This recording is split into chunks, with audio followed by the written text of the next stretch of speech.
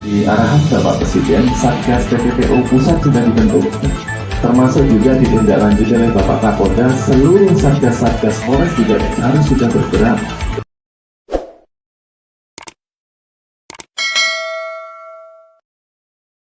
Polresta Cirebon berhasil mengungkap 4 kasus TPPO dan penganiayaan yang menyebabkan korban meninggal dunia.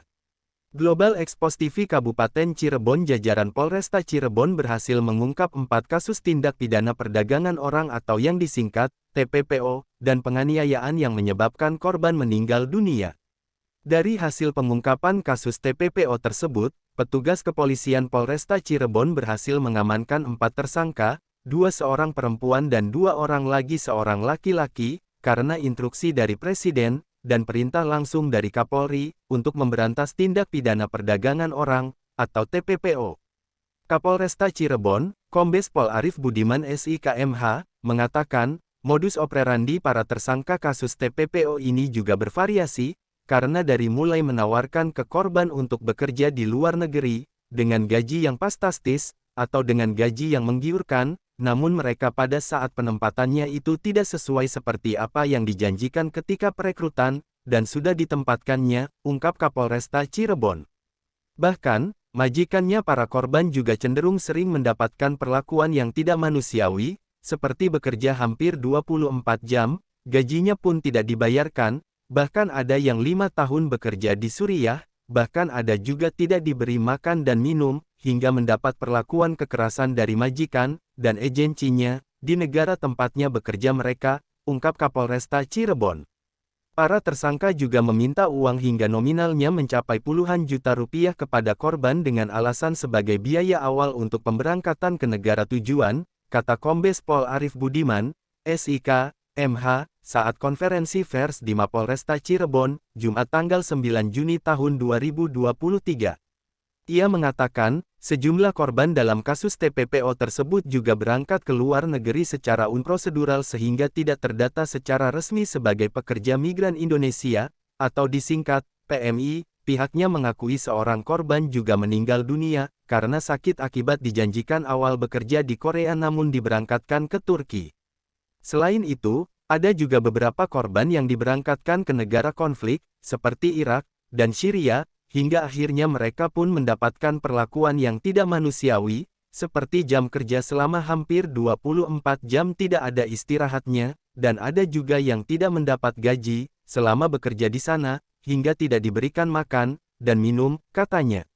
Pihaknya juga turut mengamankan sejumlah barang bukti, di antaranya, berbagai dokumen dari mulai paspor, dan tiket pesawat, handphone, mobil, serta lainnya. Saat ini, petugas juga masih mengembangkan kasusnya untuk mengungkap jaringan tindak pidana perdagangan orang, atau yang disingkat TPPO, yang ada di Kabupaten Cirebon. Para tersangka kasus tindak pidana perdagangan orang, atau disingkat TPPO ini dijerat pasal 4, Undang-Undang Nomor 21, Tahun 2007, tentang pemberantasan tindak pidana perdagangan orang, atau disingkat TPPO, dan atau pasal 81, Jo pasal 69, dan atau pasal 83, Jo pasal 68, Jo pasal 5 huruf B, sampai dengan huruf E, Undang-Undang Nomor 18, Tahun 2017, tentang Perlindungan dan Penempatan Pekerja Migran Indonesia, atau disingkat PMI, dengan ancaman pidananya itu 15 tahun, kurungan penjara, dan atau denda sebesar 15 miliar, ujar Kombes Pol Arief Budiman SIKMH. Sementara itu, dalam kasus penganiayaan atau pengeroyokan yang menyebabkan korban meninggal dunia, petugas kepolisian Polresta Cirebon juga mengamankan 4 pelaku. Peristiwa tersebut terjadi di wilayah Kecamatan Astana Japura, Kabupaten Cirebon, pada April tahun 2023. Peristiwa itu berawal dari bentrok antar kelompok yang berujung pada penganiayaan atau pengeroyokan yang menyebabkan korban meninggal dunia.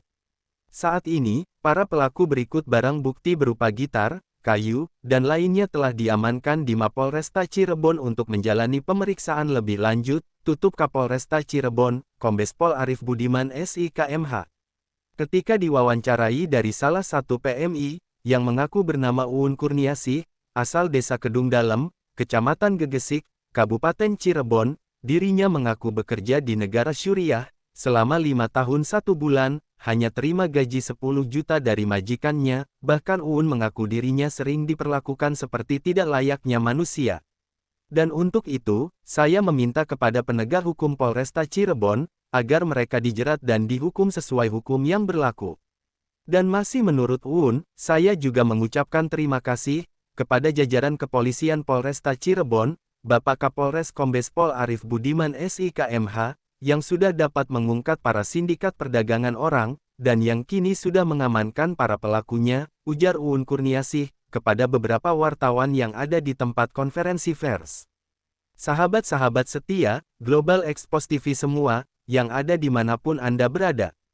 Agar jangan sampai lupa, channel YouTube Global Expos TV, supaya update terus, like, komen, share, dan subscribe, agar jangan sampai ketinggalan berita-berita, dan isu-isu terkini, yang ada di Indonesia, tercepat, akurat, tajam, dan terpercaya. Laporan reporter Global Expos TV Kabupaten Cirebon, Provinsi Jawa Barat, Sukadi, mengabarkan. Di arahan Bapak Presiden, Satgas TPPO Pusat sudah dibentuk, termasuk juga ditindaklanjuti oleh Bapak Kapolda. Seluruh Satgas-Satgas Polres juga harus sudah bergerak untuk secara masif melakukan penegakan hukum atas peristiwa-peristiwa kemanusiaan seperti ini. Kalau kemudian kita dulu mengenal perbudakan, apabila ini tidak dilakukan penegakan hukum secara masif, maka kemudian perlindungan warga negara, utamanya adalah warga negara yang bekerja di luar negeri, tidak akan bisa dilakukan terlalu maksimal. Karena tadi mulai dari syarat, kelengkapan,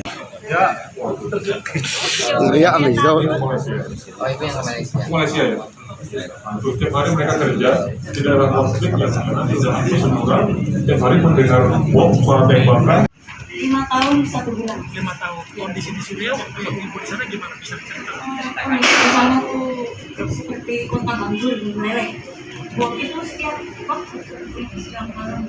Saya pulang Di dalam rumah aja atau gimana? di dalam rumah, ya kadang saya disuruh majikan pulang di luar. Ibu berangkat lewat jalur resmi atau? Kalau sini kami di sini. Mungkin ke Irak. Lalu ke Suriah. Suriah. Kan moratorium 2015. Pertama kalinya saya itu dijanjikan ditawari ke Abu Dhabi. Pekerjaannya apa di sana? PNT. Awalnya di Abu Dhabi. Awalnya Bu, ada penganiayaan nggak Bu dari majikan Bu? sering mendapat penganiayaan karena saya meminta gaji dan ini pulang ditampar, dipukul, bahkan saya diejek tuh dipukuli Sama siapa? sama ejek sama Itu orang Indonesia. bukan. Rasanya apa? Katanya mereka itu selalu kamu itu sudah dijual karena kamu yang dari Jakarta. Sampai juga majikan saya bilang kamu itu sudah dijual, jadi kamu tidak cacat, mau mati, mau sampai mana kamu tidak tetap lagi diejek. Berapa dolar katanya Bu dijualnya Bu? Gajinya Dijualnya berapa dolar katanya?